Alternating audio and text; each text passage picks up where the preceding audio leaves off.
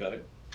I'd like to welcome everybody to this special call training session of the CERS Board of Trustees. Hopefully there's folks out there that are tuning in. I think it'll be very educational, not only for us, but for the general public as well. Eric, can you read our opening statement for us, please? Of course. This is a regular meeting of the County Employees Retirement System Board of Trustees. This meeting is being broadcast via video teleconference pursuant to KRS 61-826 and may be viewed by the public at the Kentucky Public Pensions Authority offices located at 1260 Louisville Road in Frankfort, Kentucky. It is also being broadcast to the public live via Facebook. If you are speaking and are not appearing by video, please identify yourself before talking. If the video or audio broadcast is interrupted, we will attempt to reestablish a connection. If a connection cannot be reestablished within 30 minutes, the meeting will be adjourned and rescheduled to a later date. Okay.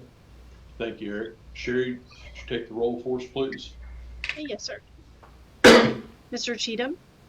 Here. Dr. Carver? Mr. Foster? I'm here. Mr. Fulkerson? Here. Dr. Hackbart? Here. Dr. Milkman? Mr. O'Mara? Here. Ms. Pendergrass? Here. And Mr. Powell. Thank you. Okay. Being a quorum present, we'll go ahead and move forward. Sherry, was there any public comment that needs to be read? No, sir, no public comment today. All right. Well, again, I want to welcome everybody to the meeting. I think this training is one that I think some of us will find quite beneficial as we move forward into the new year. Some of you, it may be old hat information, but I think it's always good to refresh our memories. I want to begin by thanking Erin and her team for putting this together, and look forward to a good discussion and a lot of good questions as we move through the material. So with that, at this time, I'll go ahead, Erin, if you're ready, and turn things over to you, and we'll go from there. Okay, yes, I'm ready. Thank you, Mr. Cheatham. Welcome. Again, I am Erin Surratt. I am the Executive Director of the Office of Benefits at KPPA. It's a pleasure to be here today and be able to provide this training overview for you on some of our benefits. Next slide, Sherry. On our agenda today, at the request of Mr. Cheatham and Mr. Owens, the things that we will be discussing are our retirement payment options that are offered to our retired or members when they retire. We're going to go over some high-level information about pension spiking, the history and the overview, and then we have some health insurance information, specifically about transitioning to Medicare, our members who have to transition to the Medicare plans.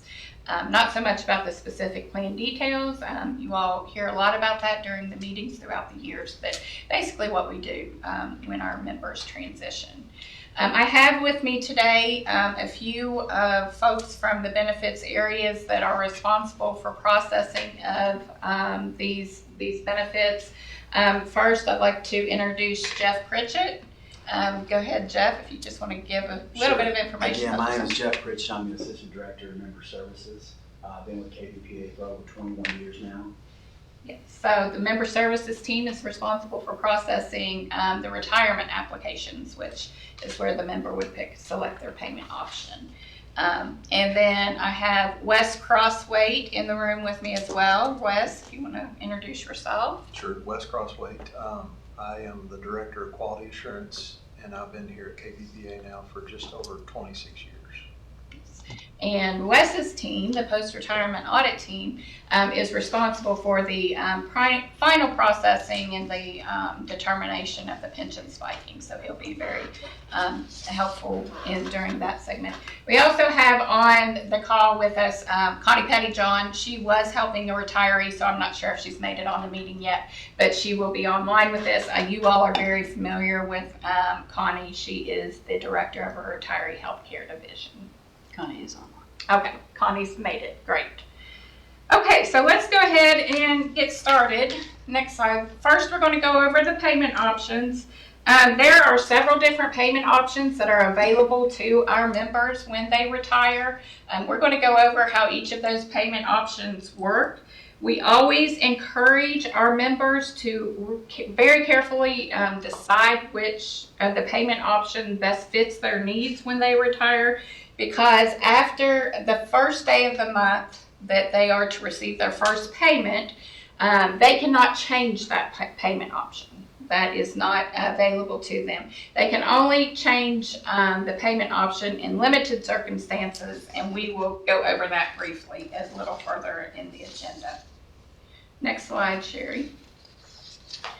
So to start, the first payment option that we have displayed in the upper left-hand corner is the basic or the annuity payment option. The annuity applies to our Tier 3 members, and this is the highest monthly lifetime payment available to our members. So this payment option is, like I said, a lifetime payment until the member's death. However, there is no payment option left to a beneficiary after the member's death. The only way a beneficiary would receive any payment is if the member passed away before all of the contributions and interest in their account had been exhausted. Then we would make a lump sum payment of whatever is left over to the beneficiary at the member's death. We typically say it takes about 2.5 to 3 years to exhaust a member's personal contribution and interest that they have made into their account. The next payment option is our life certain options, and a member has the option to take this payment with 10, 15, or 20 years certain. Again, this is a monthly payment until death for the retired member. And the benefit is guaranteed for the number of years that they choose to a beneficiary. So if a member were to take the life with 10 years certain payment option, and that member passed away 5 years after they retired, then the beneficiary would receive the remaining 5 years of payments under that payment option. Once that 10 years has been completed after the member's retirement date, those benefits stop to the beneficiary. If the member lives past the 10 years, then there would be no payment made to the beneficiary upon the retiree's death. And also, again, like I said, they can choose either to do the 10, 15, or 20 years certain. The 10-year certain is available to members if they're less than age 76. The 15-year is available to members who are less than age 68 when they retire. And 20-year certain is available to those who are less than age 62 when they retire. The next payment option that we have are our survivorship payment options. Now, these payment options, again, are a lifetime benefit to our retiree, and then it also leaves a lifetime benefit to their beneficiary. The retired member can elect to leave a full 100% of the benefit to the member. They can leave the 66 2/3 of the benefit to the member, or 50% of their benefit to the member. Again, that is a lifetime payment to the member and a lifetime payment to the beneficiary after the member's death. The next payment option is also a survivorship option. It is the pop-up payment option. Again, this is a lifetime benefit to the member, and the beneficiary would receive the same payment that the member was receiving after the member's death. If the beneficiary predeceases the member for death or divorce, then that payment option for the member would pop up to the basic or annuity payment, the highest payment that is available. I also wanted to mention that with our survivorship payment options, there is federal minimum distribution rules that for non-spouse beneficiaries. So depending on the difference, it's a calculation, but depending on the difference between the members, the retiree's age, and the non-spouse beneficiary age, some of these survivorship options may not be available to the beneficiary. For example, if a retired member would name a child or a grandchild as a beneficiary, because there's such a wide age gap, usually the survivorship 100% payment option and the pop-up payment option may not be available to them. They're always the 50% survivorship option is always available. Next slide, Sherry. The next payment option that we have is our Social Security adjustment option. Now this payment option, you can do it without survivor rights or with survivor rights. So either leaving something to a beneficiary or not leaving anything to a beneficiary.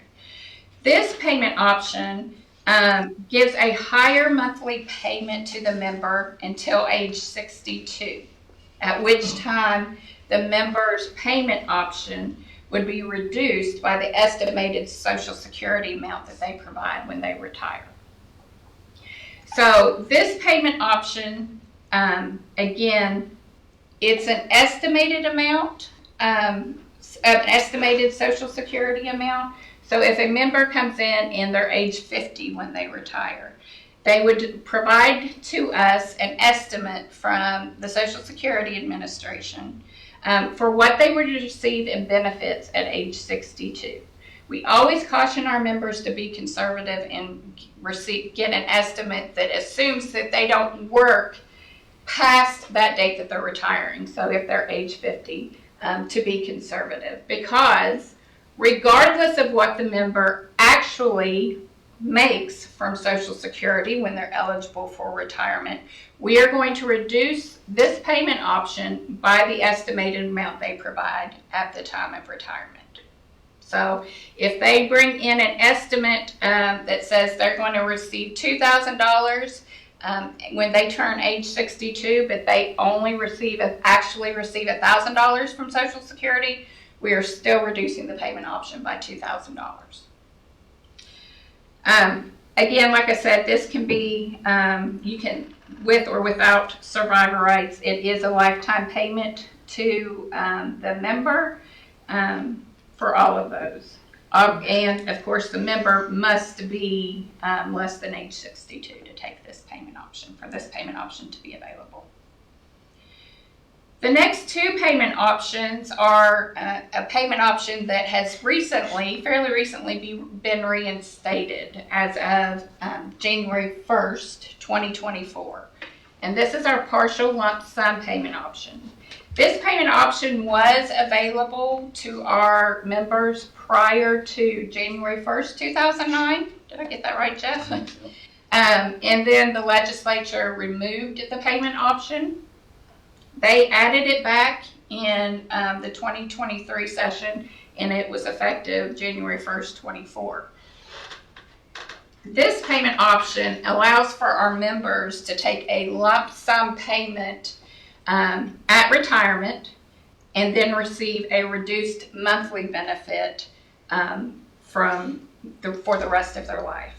Again, this can be chosen either without survivor rights or with survivor rights. The member has the option to either take 12, 24, 36, 48, or 60 months for their lump sum amount. And for the non-survivor payment option, that would be 12, 24, the increment times the basic payment option is what the calculation is for that lump sum amount. And then the monthly payment is actuarially reduced to account for receiving that lump sum up on the front end and the payment to the expected lifetime of the member.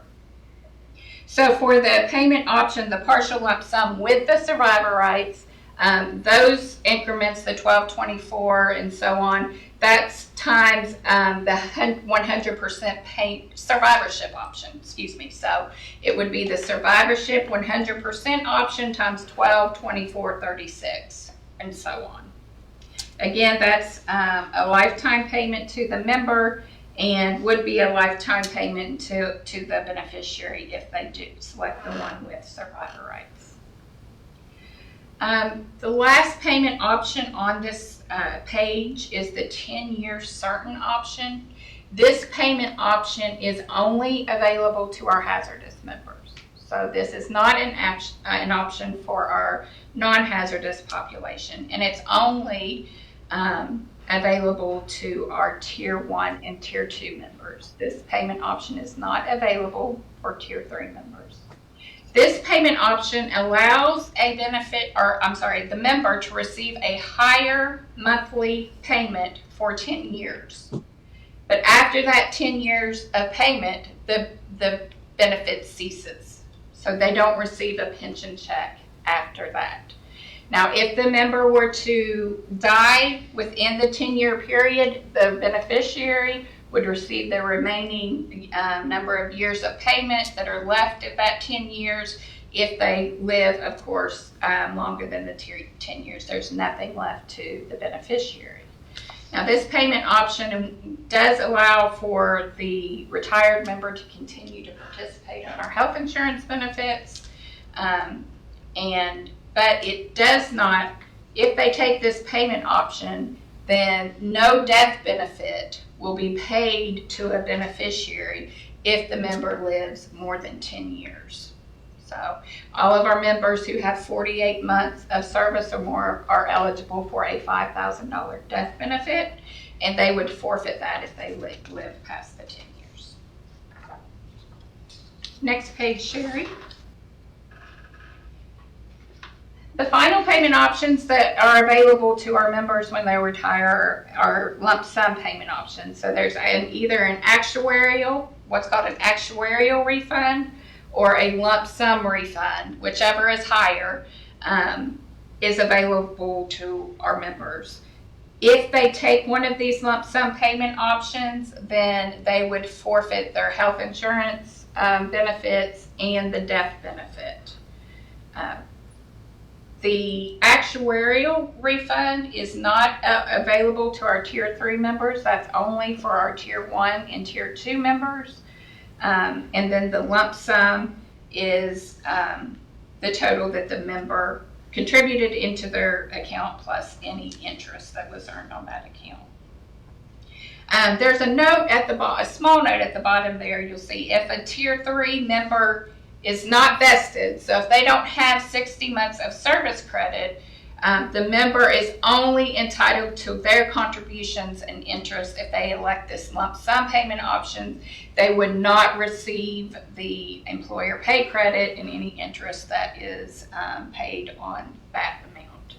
So an example of where they wouldn't be vested would be maybe if they had reciprocity with another state administered system. If they only had 48 months of service in a KPPA administered system, but then had 60 months, say, with teachers that would make them eligible, they would not be eligible for the employer pay credit because they had less than 60 months here.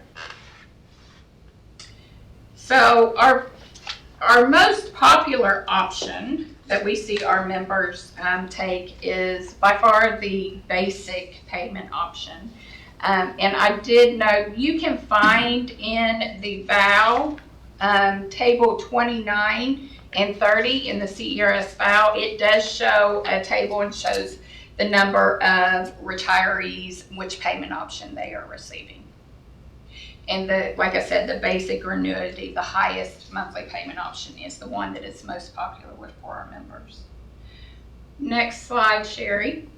I have a question, please. Absolutely.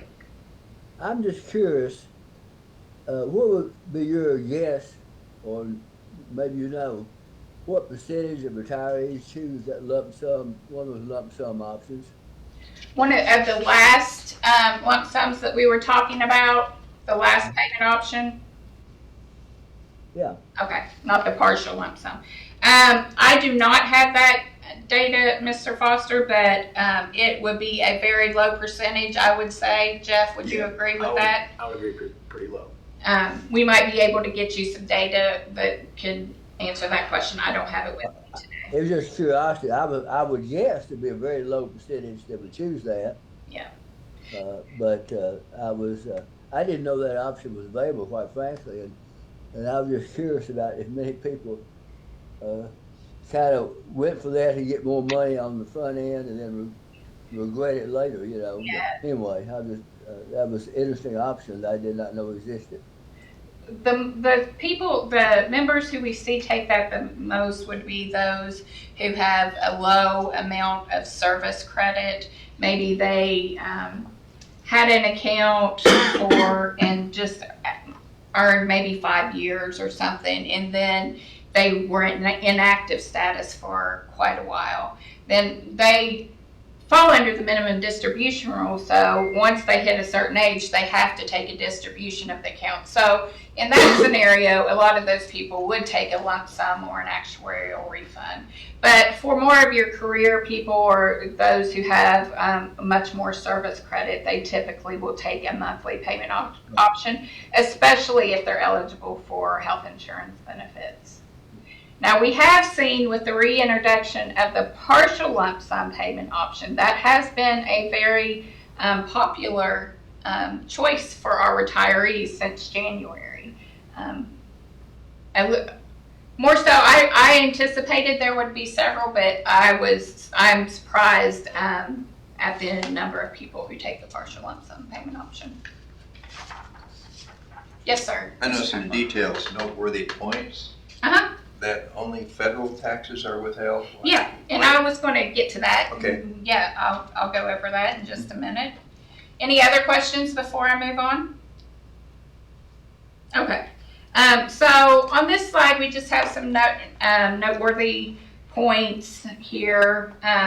If a member has service credit in a KERS and a CERS account, then they have to choose the same payment option in both systems. So if they choose the basic in one, they have to choose the basic in the other. The only time that they don't have to is when we have hazardous people who have that 10-year option where it's not available in the non-hazardous plan. Aaron, Yes. I'm sorry, I was on mute a second. If you're going to, I've got a few questions for you. Okay.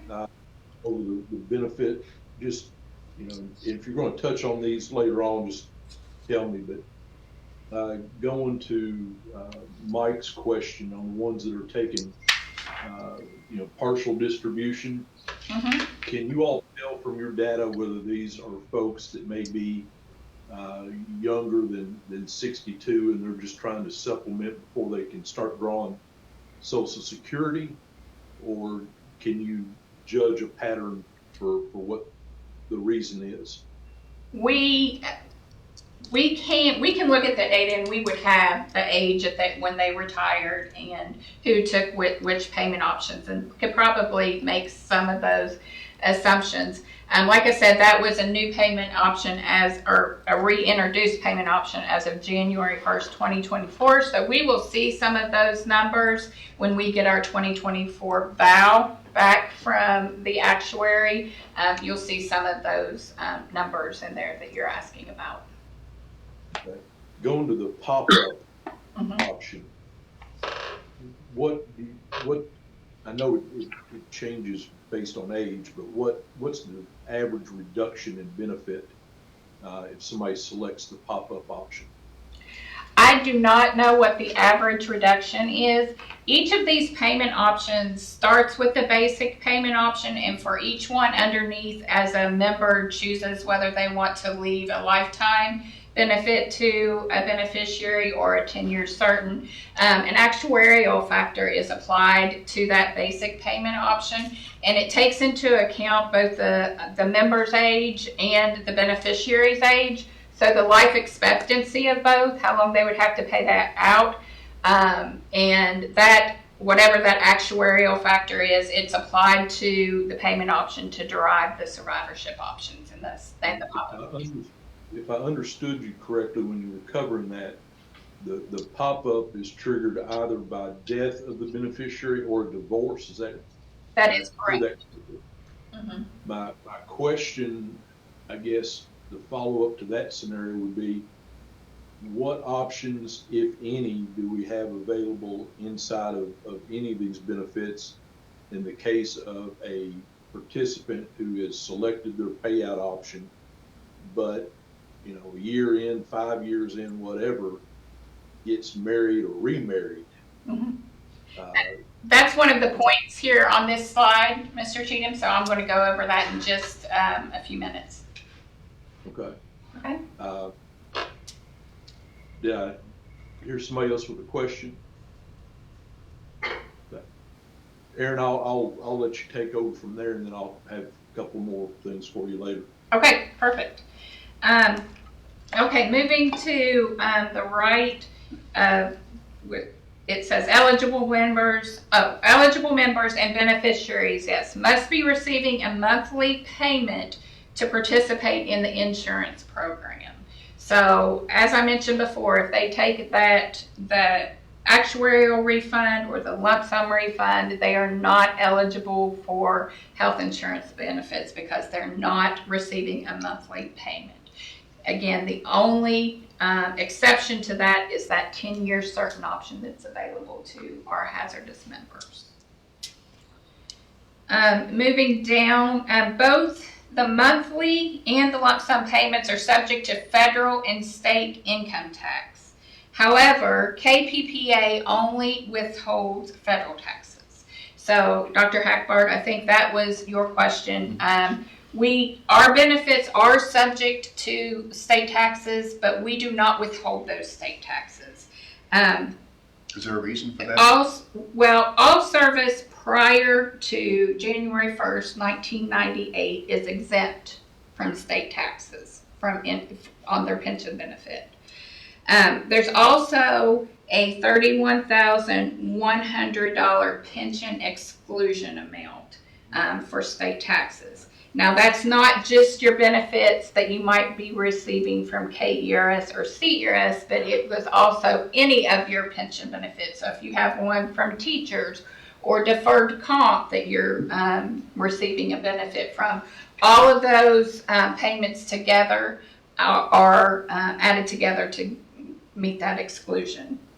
So that includes IRA and 401k distributions. Yes. As well, correct? Yes, that's my understanding. So we haven't traditionally, a lot of our members, and the actual exclusion amount used to be higher. I think it was $41,100. So a lot of our members, based on their benefits here, weren't subject to state taxes. Now we have seen, as we've moved out from the 98 service and pension benefits are higher, there's more who are subject to the state taxes, but we don't withhold at this time. 67% of our retirees make less than $20,000 annually. Well, that's also you don't know about other sources of income, whether or not they're eligible. Right. So it's partly it's technicality, or it's complicated, so that's basically the reason. Okay. We wouldn't have that information, just like you said, from the other pensions.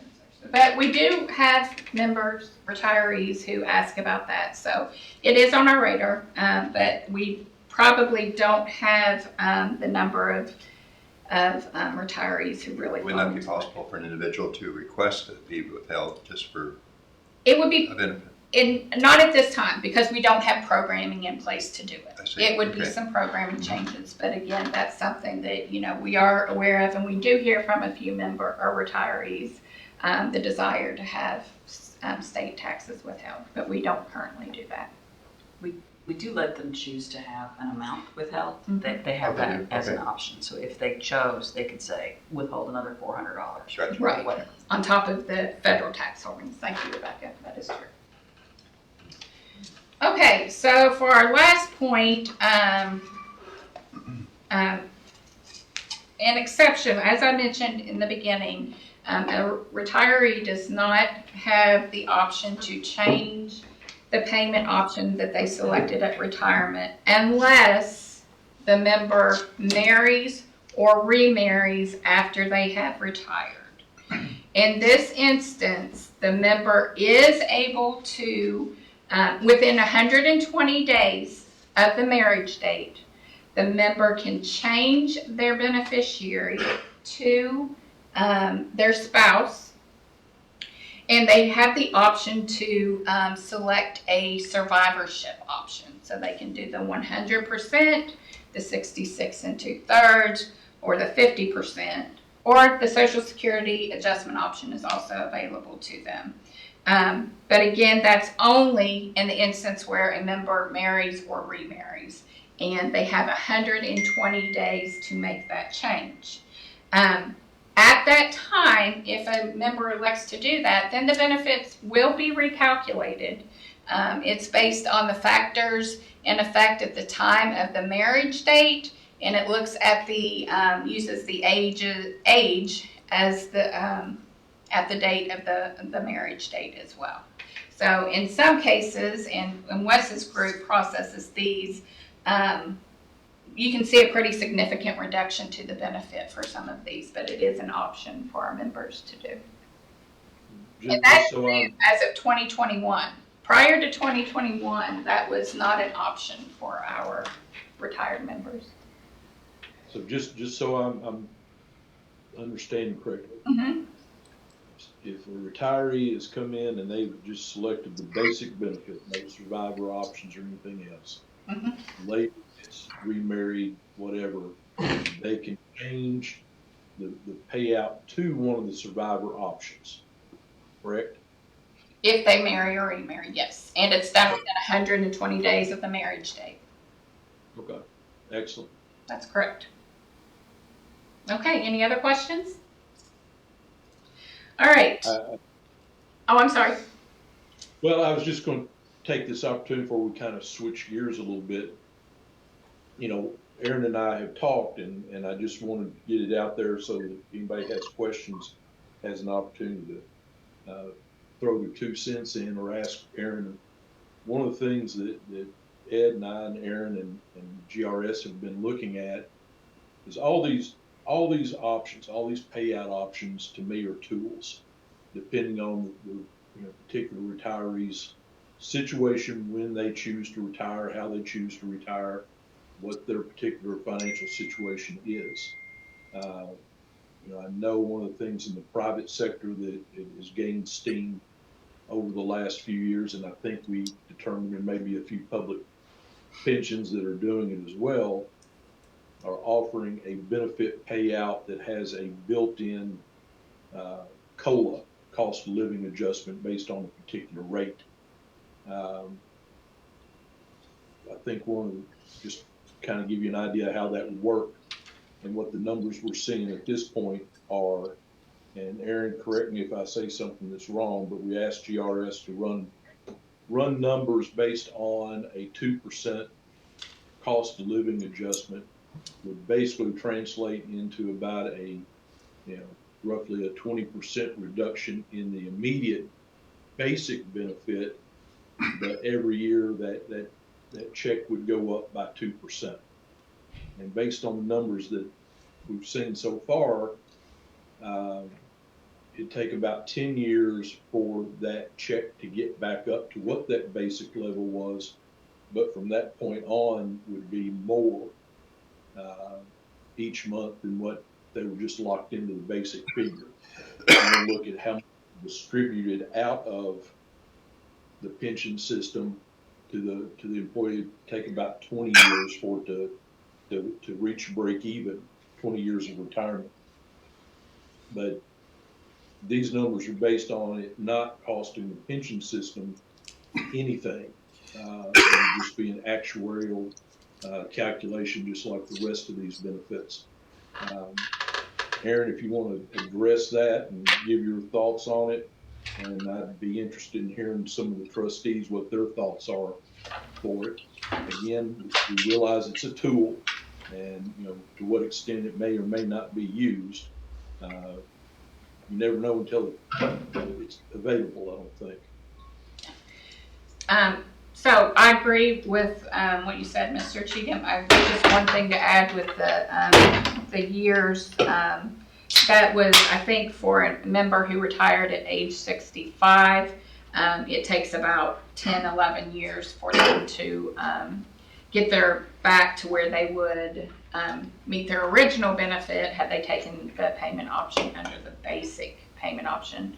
I would just add also that there are a few other pension systems that we're aware of across the nation that offers a payment option such as this.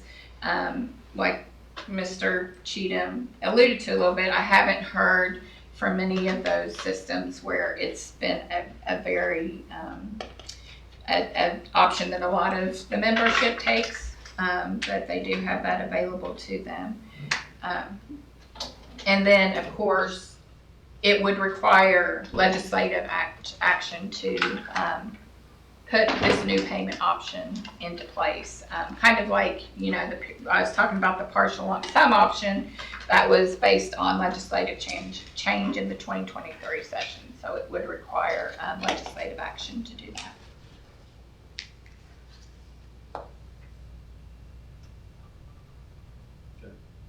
The numbers I'm looking at in front of me right now, this is based on a basic benefit of $1,000 a month for an age 60 retiree, which is $12,000 a year. At age roughly 70, 71, that monthly check would equal $1,000 a month. But by age 75, 80, that monthly check would be,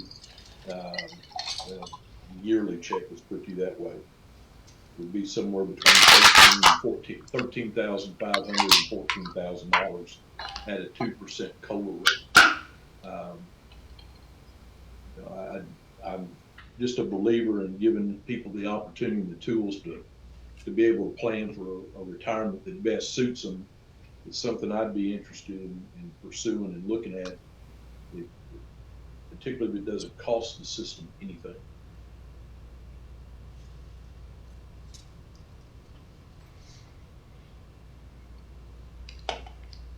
Anybody got questions for Aaron on it?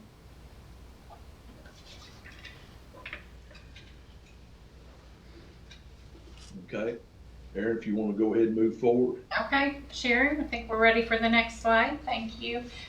This is just an example of a calculation for a CERS member who is the member is age 61 and has 27 years of service. It's a non-hazardous estimate, and what those amounts would be. It assumes the beneficiary's age is 56. So I won't go over all of those again, but I just wanted to have that example in there for you. What I would say about this, the number of payment options that we have, there are 20 different payment options, depending on a person's age, that are available to our members. There are 21 if it's a hazardous member. So that is a large number of payment options for a member to have to consider when they are retiring. So as Mr. Cheatham has said, adding another payment option would just add to that complexity as well. One thing that we did notice when we reintroduced the PLSO option is, because there are so many payment options, we have a form. It's the Form 6010, and that is the form that our retirees have to mark their payment option selection. They have to sign it, and it has to be witnessed. By statute, that form has to be witnessed. Because of the number of payment options that we offer to our members, we had some of that information going onto a second page. Now, we have worked really hard to get that reformatted to all be on one page, and the significance of that is that a lot of times our members, when they have 2 pages to fill in, they might mark an option on the first page but not sign and date it on the second page. We all might just get the first page and not the second page, so that would be an invalid form. The risk with that is that the members' benefits, their payment options don't start on time, and if their payments don't start on time, then their insurance isn't going to start on time. So, like I said, our team has worked really hard to get that reformatted, so now that they're all on one page, but just as we add more, that's something to consider as well. Aaron, the example you've got up on the screen, Yes. it doesn't tell me what's that based on? Is it based on a person retiring at 60 or 45 or? I'm sorry. Yeah, that's what I read. I probably should have put it on there. It's in my notes. This is for a CERS member who is age 61 and retired with 27 years of service credit. It's a non-hazardous member, and the final comp is around $33,800. Okay. Which those are some of the averages from the actuarial data that we had for 2023 is what we used.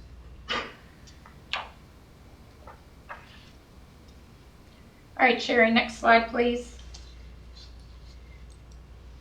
I won't go into great detail on this, but this is what our Social Security option and comparison option. And this basically shows the break-even point for our members if they are considering about taking this option. I won't go into detail over this, but you can see at the bottom of the page, if you scroll down just a little bit, it takes about, in this example, it's about 13.12 years for the KPPA to regain the additional amount that the member gained prior to age 62.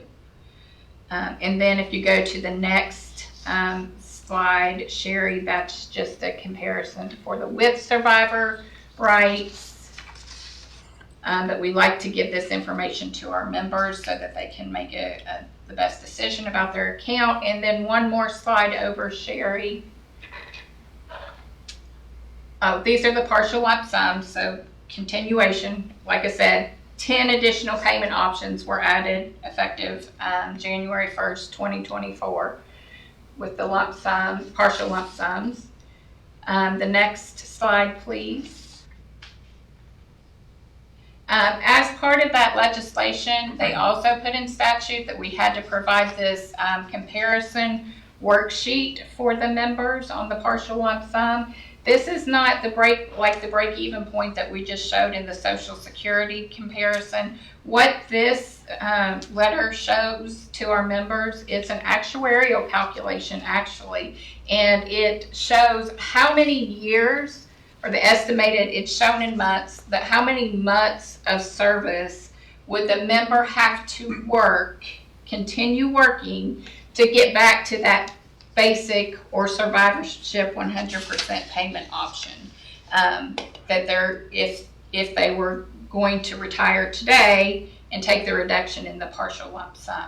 So it was my understanding that some of the groups who were in favor of adding this back wanted to see some of this additional information in hopes of making decisions on whether they would retire or continue working for a certain period of time. This goes out with all of our estimates that we prepare. It goes out with all the retirement information too. I assume you have counselors to help the individual make a decision. Absolutely, yes. We have phone counselors who talk to our members over the phone when they call in. Jeff's employees, they see the members in the office and do the virtual counseling, and they go over all of this information with them. Do you have an AI option so they can help make a decision? We don't. They come home and We don't at this time. But we do have self-service. Yes, You can they retire do. online. You Yeah. can read about all the options. Something to consider. Yeah. Okay, next page, please. We can go on. It's just Okay, before I move on, any other questions about the payment options? Okay, let's move on to pension spiking. Pension spiking, everyone's favorite topic. Not really. Not many people like to talk about pension spiking at all. I just wanted to give a little bit of an overview and some history behind the pension spiking, and so that you would have that information available to you. A pension spike occurs when there is a salary increase of more than 10% between consecutive years within the last 5 years of employment. This is only applicable to Tier 1 and Tier 2 members. Pension spiking does not exist for Tier 3 members. Next slide, Sherry. So here's just a graph of the evolution of pension spiking. In 2013, Senate Bill 2 created KRS 61598, which at that time was known as employer pension spiking. If a member retired and a spike was determined, the last participating employer was responsible to pay an actuarial cost for the increased benefit attributable to the spike in credible compensation.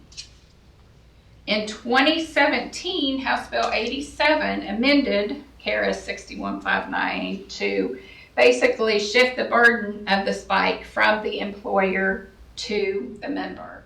So effective with retirement dates January 1st, 2018, the pension spiking evaluation was done on the member's benefit, and if a spike was detected, then the person's benefit was based on the lowered credible compensation or final compensation in the calculation. In 2022, House Bill 49 introduced another amendment adding some exemptions. It stipulated, one, that it would not be considered a spike if the change in the benefit due to the increased credible comp made a change to the benefit of less than $25. So said another way, it's only a spike if it changes the benefit by $25 or more. It also, let's see. Yeah, I'm sorry, that was all on that one. And then in 2024, I wanted to point out that a new regulation for pension spiking was created and submitted to the KPPA board and approved. It has been filed with the compiler's office, and part of that regulation addresses the issue with the across-the-board raises that some of you may have heard or be familiar with, that says that if it's an across-the-board raises, or if all employees in a particular class receive the raise, then it is not subject to a spike for that raise. Next page, Sherry. Pension spiking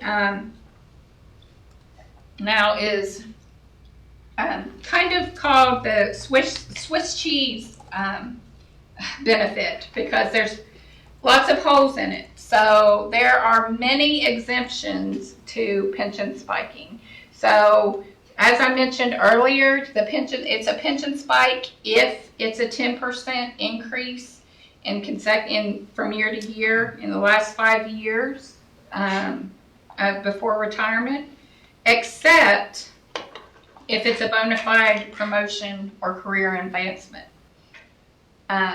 except if it's a lump sum payment for compensatory time at termination, except if the increase is from a lump sum payout for alternate sick leave payments at termination, except if it's for increases where the member was on leave without pay in the prior fiscal year, except if it's an increase due to overtime worked and pay as a result of a federal or state grant, a grant pass-through or similar program that requires overtime as a condition or necessity of the employer's receipt of the grant, except if it's an increase due to overtime work and pay required by a federal, state, or local government declared emergency, and except if it's caused by the first 100 hours of mandatory overtime in a fiscal year.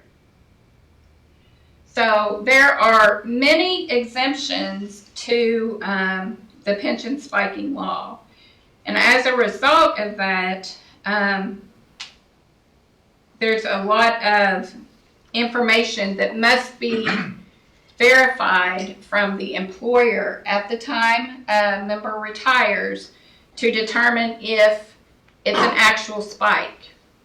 So when a member retires, we do a calculation to see if any of the last 5 years have an increase of over 10%. And if they do, and the benefit changes by more than $25, then we flag it as a spike. At that time, we will send a Form 6487 to the employer to complete, where they must verify if the member falls under any of these exemptions that would change that determination in the calculation of the 10%. So that's a rather large form. Wes, I don't know, it's several pages. Do you know how many pages? I want to say 7 or 8 pages that goes to the employer. It's round about that because it's got a lot of detailed instructions in it. It's a large form, but we have to, before we can make a final determination on pension spiking for a member, we have to have receipt of that form back from the employer. Once we receive that form back from the employer, then if there are any exemptions that are listed, then those are keyed by our employer reporting division. And then we run a post-retirement audit and rerun the calculation to see if the member is still a spike. If they are a spike, then we note that in the final determination letter that is sent to the member, and they have 30 days to appeal that decision. So we do have several members who will appeal the pension spiking determination. So that puts additional work on our legal staff and request for hearing. If you want to go to the next slide, Sherry. Here, I'm sorry. May I ask a question? Sure. Who determines whether the promotion is bona fide or not? Well, the employer would list it on the form, and then there's a definition of bona fide promotion or career advancement in the statute in 61598. So then that comes to our employer reporting division. I know that if it's not clear, they will request some additional information from the employer to be able to make that determination. Well, being a former county attorney, I think of an example. I have a long-time employee that was a truck driver. And we know that he's probably preparing to retire sometime over the next year. And because, to show our gratitude for his dedication to the county, we make him the public works director shortly before he retires, which would increase his salary dramatically. Mm-hmm. And he did get a new position. He does have more responsibility, but it's fairly obvious that that was done to increase his retirement benefit. And so I just didn't know how that was challenged or how that was evaluated in terms of whether that was bona fide or not. It would be in terms of how it's defined in the statute. So if they had took on additional responsibilities as a promotion, along with the promotion, then that falls in line with the bona fide career advancement. But just giving someone a raise of 20% because they're getting close to retirement and to help increase their retirement benefit that's absolutely why the pension spiking law was created, to try to avoid those types of things happening with employers. Oh, I understand, because that in fact happens. The spiking issue does raises over the head fairly often. it seems the employee was clever about it, though. He could lay it in a manner that would appear to be bona fide in any event. But in any event, so that's just an interesting side note, I guess. Yeah, that's why we require so much additional verification from the employers so that we can have a good base to know that that is what it in fact is, that it falls within those either exemptions or under a bona fide definition. If I understood correctly, the impact of the spike is now borne by the employee rather than the employer that made the decision to spike. That's correct. Does that seem reasonable? That was decision of the legislature. So. Ms. Pendergrass is right. Okay, Ms. Pendergrass. Yeah, the question I had is, with all the exemptions over the last several years, how many, what percentage of the spikes still exist? We have some data for 2023 that we'll get to. Okay. We're not there yet. I don't know that, I wish, as you asked that question, I wish we had comparison of earlier data to what we have now, because there was a significant decrease when the change was put in to say that the change in the benefit had to be at least $25 to be considered a spike. 80% of our spikes went away, but only 20% of the change in the benefit kept the money. So there was a significant decrease in the backlog, but it didn't change very much the amount in the decrease in benefits that we were seeing. So a lot of that too was, I think it was, when looking at the data, it was unintended. Our largest population that spiked was our school board employees, our classified school board employees, who are also our lowest paid class of employees reported to us. We would see if a bus driver opted to pick up a field trip or do a sports trip or something, that was causing a spike to their pension, and that was not the intent of the original law. Any other questions? School systems are having to up their salaries quite a bit for these workers as well in order to keep them and attract them. So I can see where that would follow.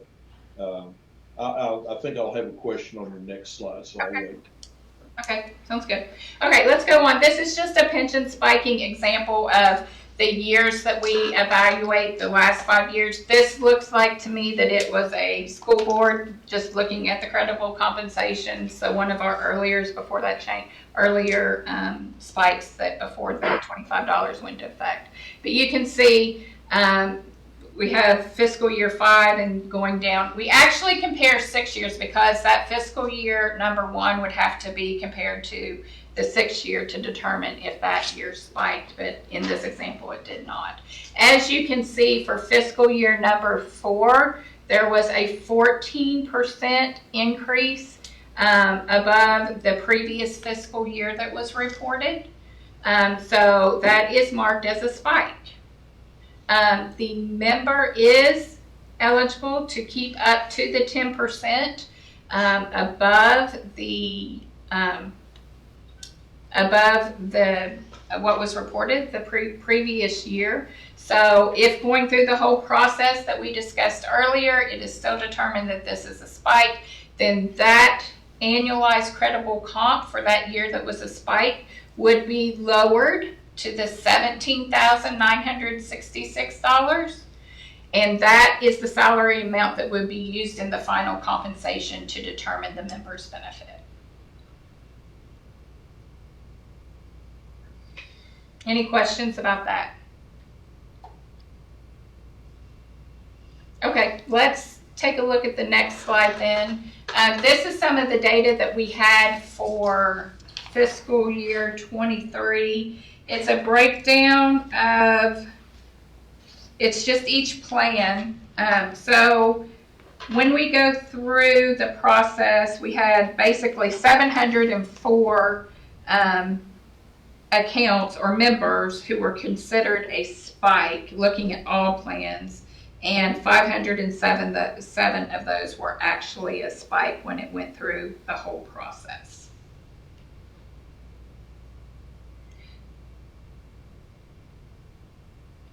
Anything to add there, Wes, on the data or anything about pension spiking that you'd like to include?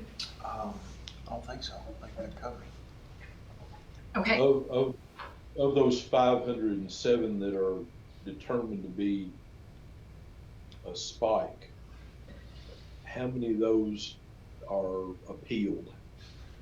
That's a great question. I don't know what that number is, but we can check with legal staff to see. I don't know what their pension spiking hearing requests are. We get 2 or 3 pension spiking cases at the DAC committee, not necessarily every month.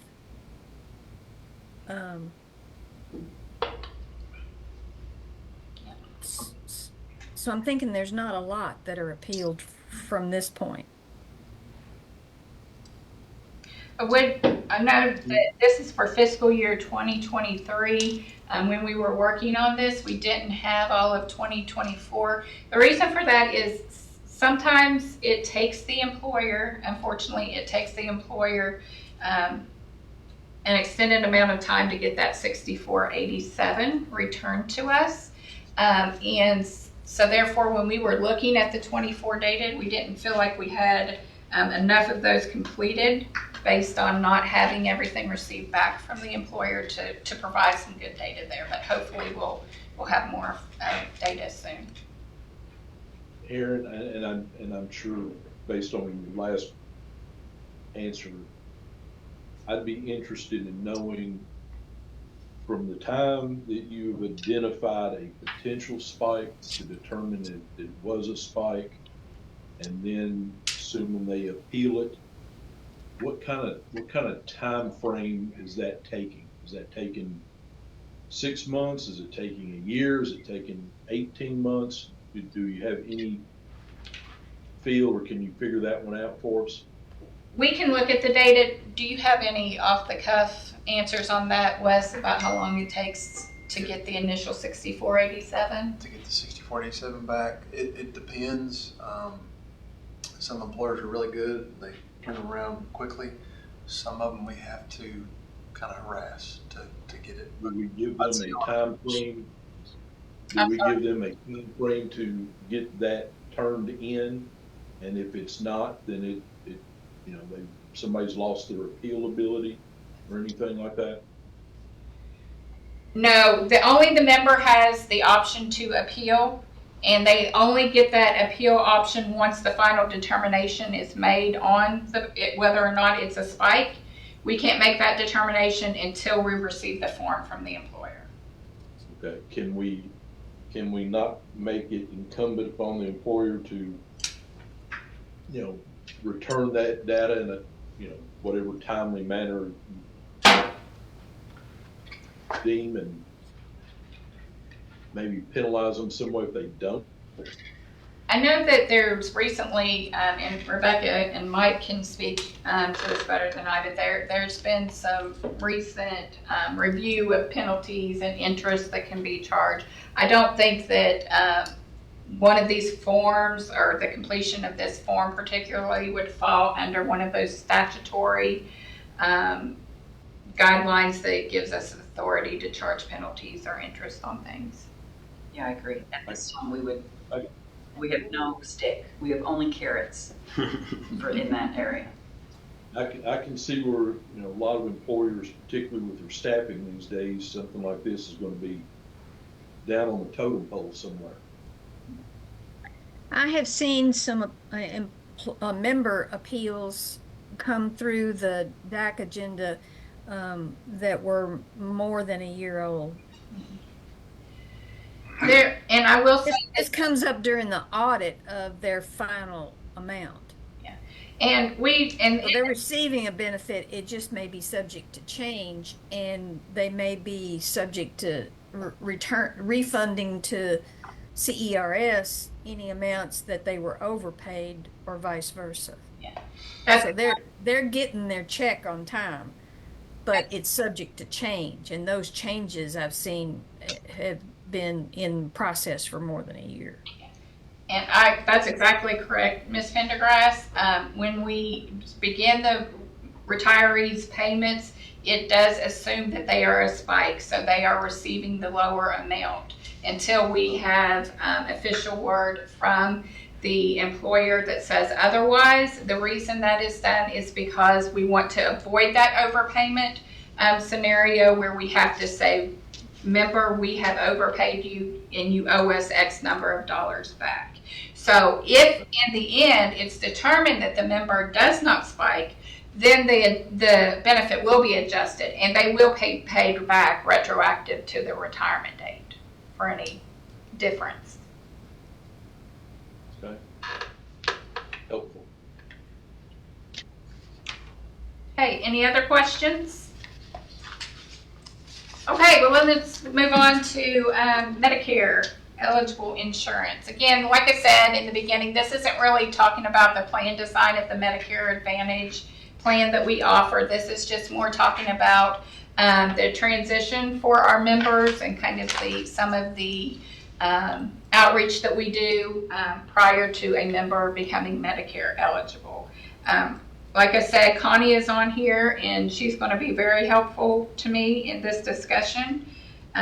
As you all are all aware, that once a member becomes Medicare eligible, then they have to go on a Medicare plan through us. They cannot stay on the KEEP non-Medicare plan unless for one exception, and we'll get to that at the end. And of course, Humana is currently KPPA's Medicare Advantage provider. Next slide, please. When a member turns 64, we will send a flyer to the member directing them to the Humana Group Employer Plan presentation, which explains the transition from the KEEP plans they were on prior to becoming Medicare eligible, and it gives information about the benefits that are included under the Medicare plan, the coverage options, and the enrollment process. Then 6 weeks prior to a retiree's 65th birthday, we send a letter to the member detailing the transition to Medicare. We remind them to complete the necessary steps for enrollment in the Medicare Advantage plan and to make sure that they're enrolled in both Parts A and B of Medicare. Social Security will automatically enroll a member in Part A of Medicare when they turn age 65. That is an automatic enrollment. However, members have to apply to be enrolled in Part B coverage. So they have to actually enroll with the Social Security Administration office to get that Part B coverage. We require proof of enrollment in both Parts A and B to enroll in the Medicare Advantage plan. And just to note, the Medicare Part B premium, that is a cost to the member through their Social Security. That is something that is covered, that is paid for by them. Now, I apologize, this letter is really small. In your materials, you might be able to blow it up to see the details, but this is just a template of the letter that we send to our members 6 weeks before they turn age 65. It just gives them the information about where they need to go to obtain information about the plans, how they can contact us for questions, the date that we need their insurance application in by, tells them that they need to have, we need verification of both Parts A and B. Anything that I missed on this, Connie, on this communication? Other than, they do have some deadlines on there, and did you mention it talks about Medicare secondary payer law? Yes, there is, and we'll talk a little bit more about that. Okay, that's it. I think you got it. Okay, next slide. Just wanted to go over, now this is for calendar year 2024. The plans that are offered are the KPPA Premium Plan and the KPPA Essential Plan. Those are both the Medicare Advantage plans. And the difference between the two is the prescription drug plan. We also offer the medical only plan, which just covers the medical costs. There is no insurance, or I'm sorry, no pharmacy benefit with that. In this chart, it lists what the premiums are for 2024. Of course, we've gone through the process for the 2025 rates. You all saw that at your board meeting. So those have increased for the KPPA premium. That has increased some. We also have in the last column the mirror plans.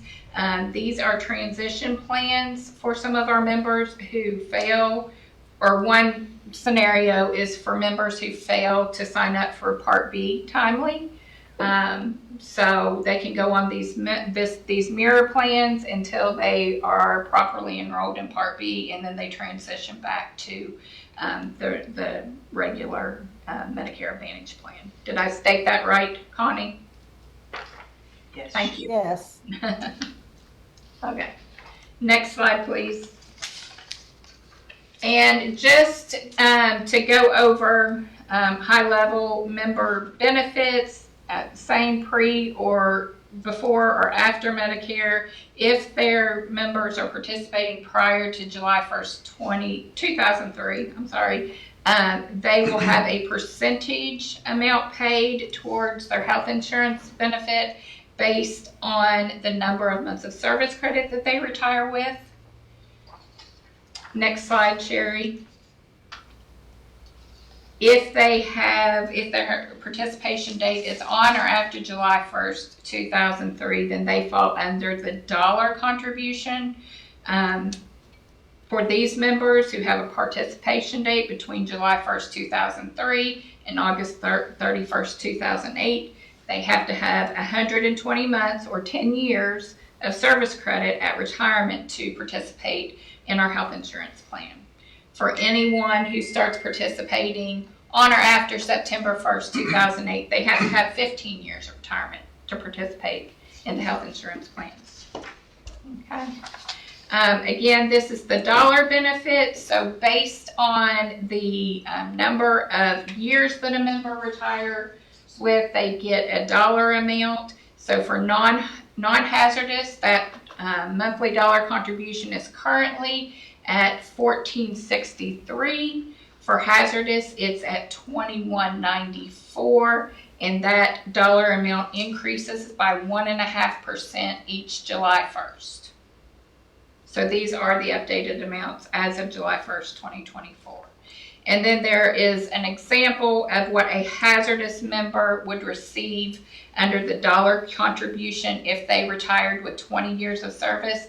This is some of the population that we're starting to see because this benefit went into effect in 2003. So our hazardous members who are eligible to retire at 20 years, we're seeing more of those now, and they would have $438.80 to pay towards their health insurance benefit. Now this is plenty, this dollar amount is plenty to cover the Medicare Advantage plans currently, but it's only about half of a single premium for the non-Medicare plans. And then going to the last slide. Can I interrupt you? And I'm sorry. I just wanted to make sure you mentioned on that dollar slide that those people are allowed, as of, I believe it was 2024, January, to go out on the open market and purchase an insurance plan and be reimbursed. Legislators saw that, changed it, and it lets them go shop in other locations. They might be able to find a better cost for themselves and their dependents. Connie, I think I asked this question some time ago. To what degree does that ability integrate with Obamacare. Well, yes, you did. And I did look at that. They can go through the subsidies, what you're talking about, it's the marketplace. So that gave them access. So they may still also, because it's income based, qualify for, some subsidy that way, and then they can use their dollar contribution to assist as well. I don't know that many of them do that. You see most of them wanting to go out on the Medicare benefit with this and buy something that is an MA plan in their local area that may, in their mind, give them hearing aids and other things they want more than different than our MA plan. But you will see, we are seeing those non-Medicare eligible retirees going and looking. They'll go through a broker, or they'll go through, if they don't go through the marketplace. So that's what I'm hearing from, and we're seeing on the reimbursement forms how they do it. Like Okay. that. Thank you, Connie. Sorry, you're welcome. Okay, and then the last slide, we've mentioned a couple of times the Medicare Secondary Payer Act, which I think most of you are familiar with. And under certain circumstances, if a retiree reemploys with a participating employer and they're eligible for health insurance through the employer, then they cannot participate in the MA plan, because Medicare will only pay secondary in that situation. The MA plan cannot pay primary under the way that that's set up in federal guidelines. However, effective October 1st, 2022, our members who are in this, who are considered Medicare secondary payer, we do have a plan on the KEEP plan that they can take. That KEEP plan will pay primary, so they can be on that plan and receive insurance benefits through there. Once they stop working, then they can transition back to the MA plan. Okay. Aaron, can you mentioned, going back to work for a participating employer. I know it's not on your presentation, but can you just, for everybody's benefit, just touch on how that 100-hour rule applies? Absolutely. So for all of our retirees, effective January 1st, 2024, a retiree cannot have no prearranged agreement to return to employment with a participating employer. If there is no prearranged agreement, then the retiree has to sit out 1 calendar month. A lot of times people will say 30 days, but it's a calendar month. So if it's a month with 31 days, they have to sit out all 31 days.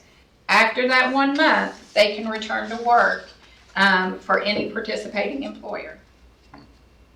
So it used to be 3 months prior to that, and before that it was 6 months. But now it's 1 month for everyone. Talk about the part-time 100-hour, staying below that 100-hour, and how that's calculated. Is that calculated on a monthly basis, or is that an average over, 3 months or 6 months or a year, as far as triggering reimbursement from the employer? Oh, I think you're talking about the health insurance reimbursement and the rent contributions. Is that what you're talking about, Mr. Cheatham? I'm sorry. Yeah, that's fine.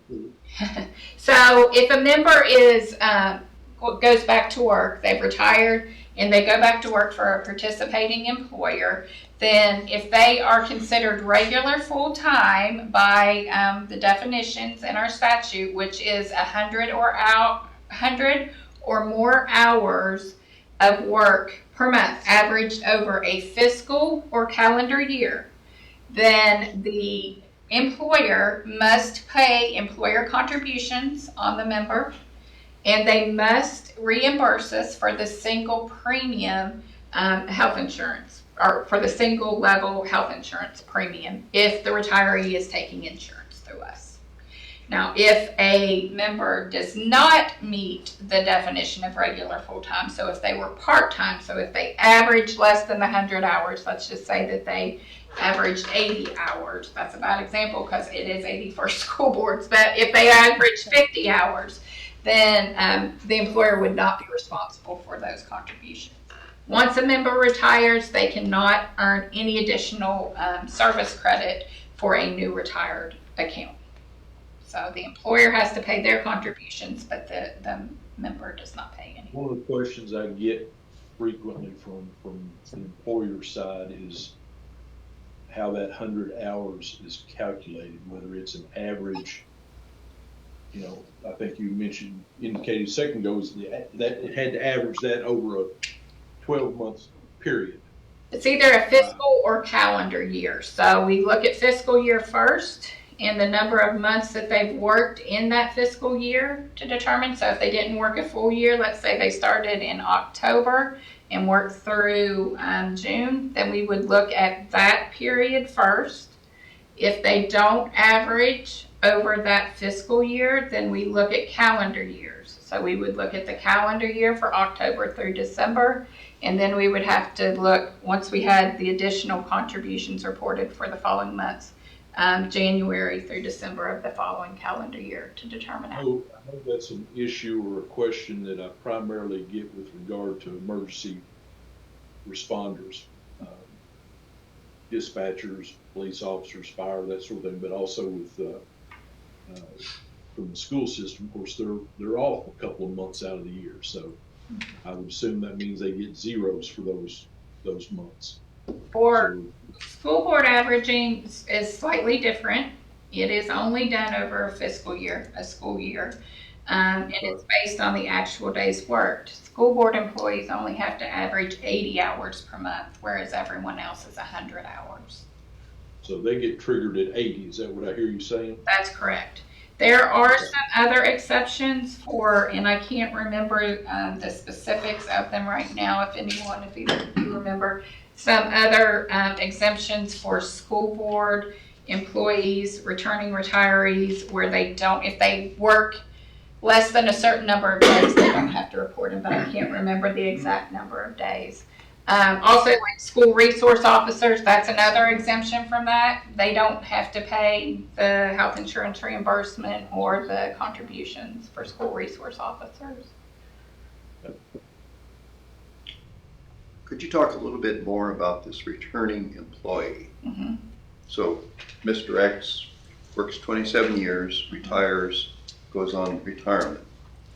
Then his agency hires him back, or her back. Or any agency.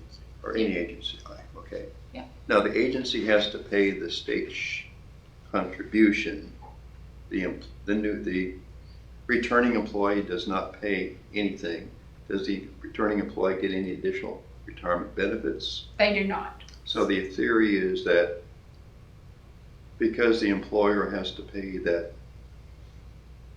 payment, that employer is not getting that employee cheaper than an alternative employee. Is that basically the theory? Yes, and it's help, and those contributions are used to help pay down the unfunded liability in the system.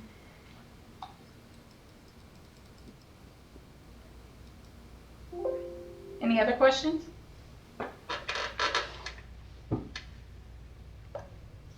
Okay, well then that's all that we had. I really appreciate the time and the opportunity to be able to have this presentation for you all. Aaron, I want to thank you and Connie. Y'all did a tremendous job. I really appreciate it. Clarified some areas for me, but I want to commend you and your department especially, because I know how difficult it is when you're dealing with people that are right on the verge of retiring and they've got a lot of questions and they're trying to get all the pieces to fit together. But you all do it in a very efficient and timely manner. Most people don't realize, you all generally get people taken care of within a few weeks to 6 weeks on the outside. I deal with clients all the time that work for the federal government, and they may be retired 4, 5, 6 months before they see their first check. So I I think you all do a tremendous job, and we all appreciate that. Thank you for that, sir. I appreciate that, and I'll pass that along to the rest of staff. Yes, we work very hard to make sure that our members are paid on time and receive their first check in their first month. I would also add that I've been in on conversations with counselors on several occasions for my own personal situation, and I've watched them explain very complicated issues to individuals who are not comfortable with the financial discussion.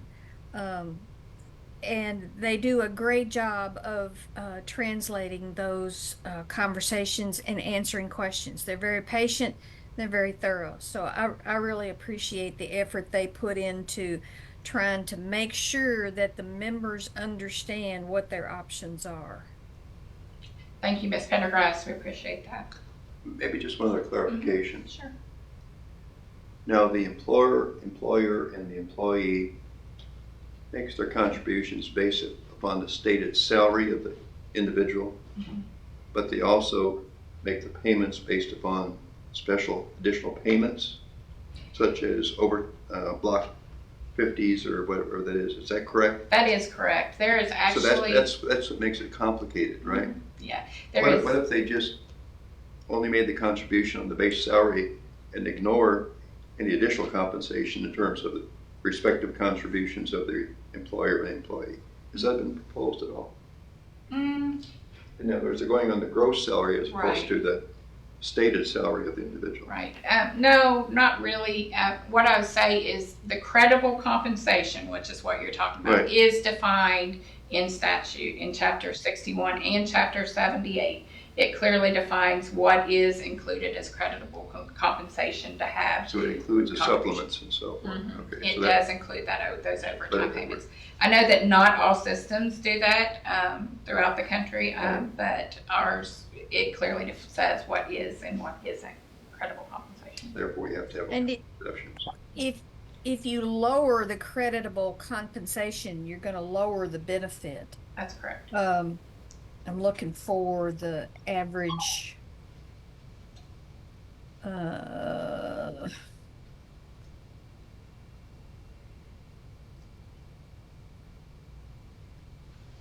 average annual salary in CERS is only $31,574. And the average annual benefit payment in CERS is $11,000. So if you come off that number, CERS members fall further into poverty. Yeah. Yeah. Okay. Anybody else have questions for Aaron or any of her folks? Okay. Ed, you got anything you'd like to add or update us since this is a regular meeting? Thank you, Mr. Chair. No, sir. Okay. Ryan, sir, how about yourself? No, I'm good. I appreciate the time, and thank you, Aaron, and everyone else. Okay. Anybody else have any questions or anything on something else? Mr. Cheatham, if I may, I did want to notate that Dr. Carver came on the meeting right after Erin started her presentation, so I do just want to make note of that, and I will mark her present for this meeting. Okay, thank you. Good to see you, Dr. Carver. Eric, anything on your table that you need to bring to our attention prior to, I think we've got a meeting scheduled for November 4th? I don't believe so. Okay. All right, well, Dr. Hackford, I'll point out that once again, we finished under the 2-hour limit. Good. I will entertain a motion that we adjourn. So moved. Got a motion and a second? Second. Thank you, Dr. Carver. Everybody have a good day. Thank you for your time. Bye.